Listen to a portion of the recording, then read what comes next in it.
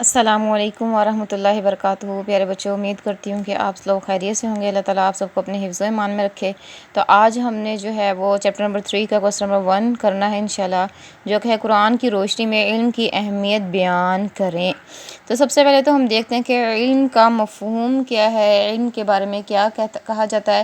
تو علم کے معنی ہیں کہ جاننا اور آگاہ ہونا۔ اب جو علم کا مفہوم بھی یہی ہے کہ معرفت حاصل کرنا، اس میں اللہ تعالیٰ کی بھی اور باقی جو ہے دنیا کے امور جات دیگر جو ہے وہ جیسے کہ طب ہو گیا یا پھر جو ہے وہ معاشیت، اسی طرح سے دیگر علوم میں جو ہے وہ معرفت حاصل کر لینا، اس کے بارے میں آگاہی حاصل کرنے کو جو ہے علم کہتے ہیں۔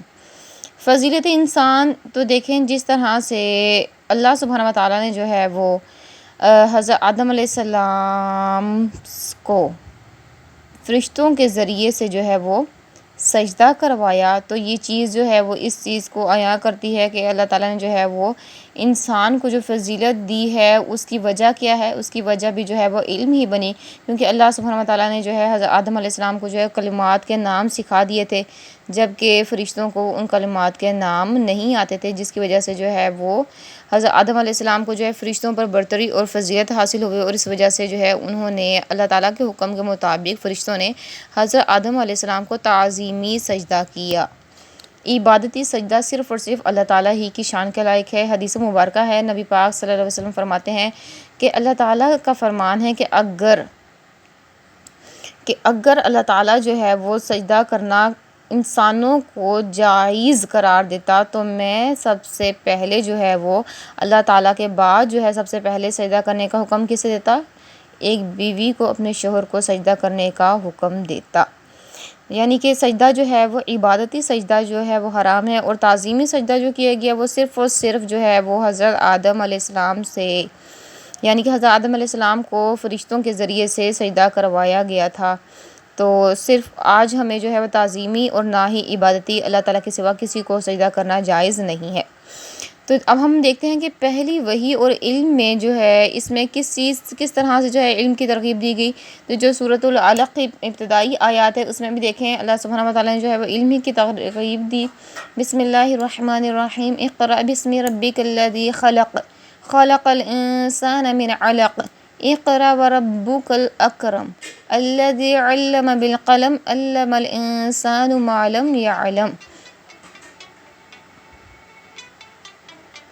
تو یہاں پر دیکھیں کہ ان ابتدائی آیات میں جو ہے وہ اللہ سبحانہ و تعالیٰ نے جو ہے وہ کس چیز کے بارے میں حکم دیا؟ اللہ تعالیٰ نے کہا اپنے پروردگار کا نام لے کر پڑھیے جس نے پیدا کیا، جس نے انسان کو خون کی پھٹکی سے بنایا۔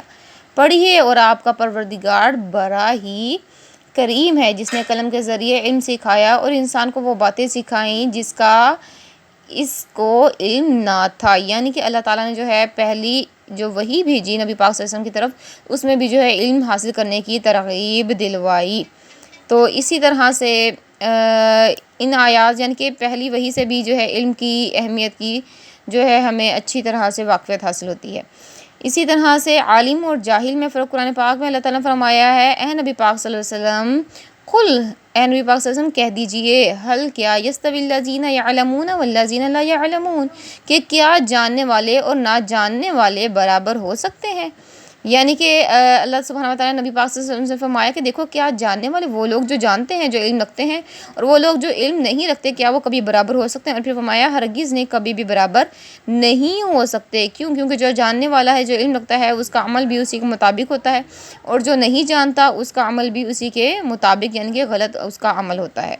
اسی طرح سے درجات کی بلندی اللہ تعالیٰ نے قرآن پاک میں فرمایا، سورۃ المجادلہ کی آیت نمبر 11 ہے، یرفع اللہ الذین آمنوا منکم، یرفع اللہ الذین آمنوا منکم والذین اوتوا العلم درجات۔ اللہ تعالیٰ فرما رہے ہیں یعنی تم میں سے جو لوگ ایمان لائے اور جنہیں علم دیا گیا، اللہ ان کے درجات بلند فرمائے گا۔ درجات کیوں بلند فرمائے گا؟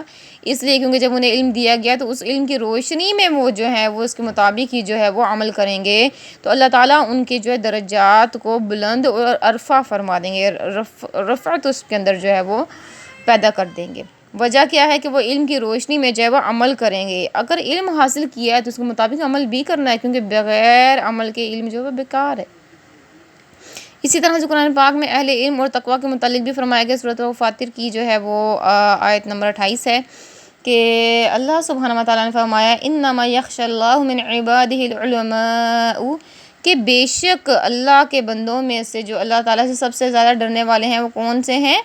اہل علم ہی جو ہیں وہ اللہ تعالیٰ سے ڈرتے ہیں۔ کیوں؟ کیونکہ وہ علم رکھتے ہیں اور جانتے ہیں کہ اللہ تعالیٰ کی کیا حیثیت ہے، اللہ تعالیٰ کا کیا مقام اور مرتبہ ہے، تو اس کے مطابق وہ اپنے رب تعالیٰ سے جو ہے وہ امید رکھتے ہیں اور اللہ تعالیٰ سے کا خوف اور خشیت اپنے دل میں رکھتے ہوئے اللہ تعالیٰ سے ڈرتے ہیں اور ہر برے کام سے بچتے ہیں اور نیکی کے کام میں آگے بڑھ جاتے ہیں۔ یعنی کہ اگر علم ہوگا تبھی اللہ تعالیٰ کا خوف اور خشیت بھی جو دل میں پیدا ہوگی۔